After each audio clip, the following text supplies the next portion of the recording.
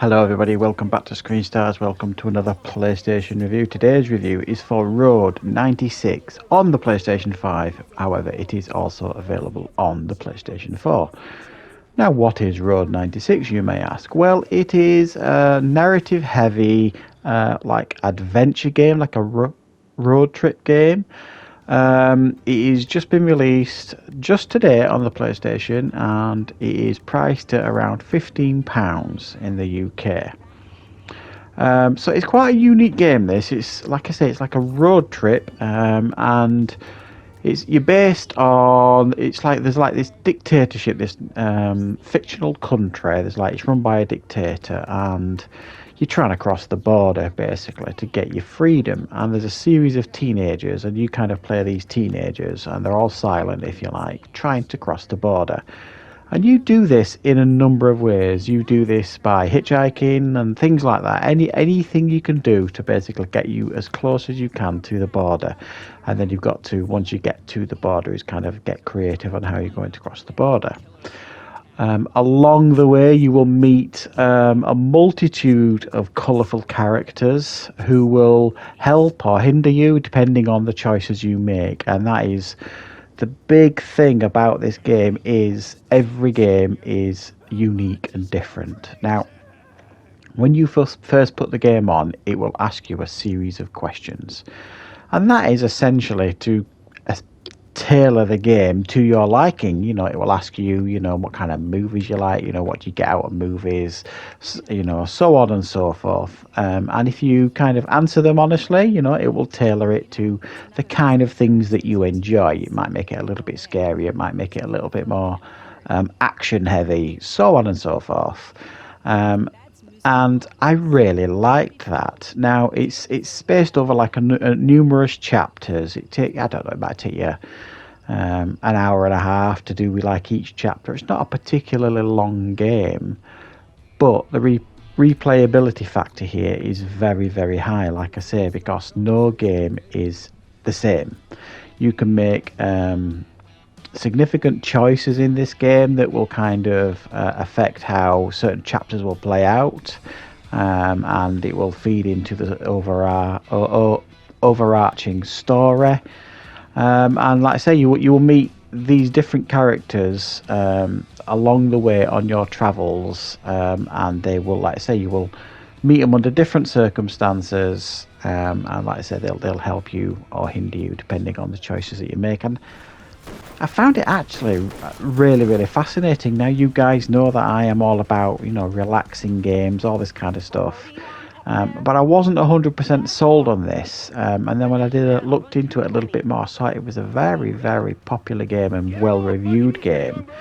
And I thought, well, for the price, it's worth taking a punt, because this might be a really fun and quite relaxing experience. And it really quite is. It's not taxing. Anything you have to do in the game that kind of requires you to do anything like shooting or anything like that is very, very simple stuff. There's a couple of like cute little moments in the game where you can play like old arcade games from the 90s, because obviously it's set in 1996. So it's all about kind of discovery, this game, searching the environments for things to discover, secrets to find, and talking to all the characters that you can find, so that you can get as much knowledge as you can in each of these chapters. And it's really very, very relaxing to play this game. It's not really what I would describe as a challenging game, and it's one that you were going to want to keep playing, because you're going to want to kind of see if you can get like different outcomes each time. It's fully voice acted, apart from your characters, like the teenagers that are crossing the borders. They're not voice acted. You could just kind of choose dialogue options, but all the other characters in the game are all heavily voice acted. It's got actually some really good production values to it in regards to the voice acting. It's of a very good standard. There's some lovely music in the game. It's all kind of geared to kind of make you feel really comfortable and relaxed while you're playing the game. And then occasionally, depending on like some of the choices that you chose right at the beginning of the game, it might there'll be some sections in the game where it feels like it's leaning more into like action movie territory, and there's other sections in the game where you feel it's leaning more into like a horror movie type thing with the music and the setting and all this kind of stuff. But it never really pushes you in any real direction in a sense of, you know, real horror or real action or anything like that. It just kind of gently leans into these different genres. So it's fun, it's different, there's lots of different characters to meet, lots of different outcomes that you can get from these characters. It will give you lots of different choices to make, who you want to save. It will ask you, you've kind of got a choice of what kind of character you want to be. Do you want to be someone that's really all for freedom, or someone who's a real rebel, or all this kind of stuff? And there are like dialogue choices that you could choose that will send you down certain paths in regards to the kind of character you are.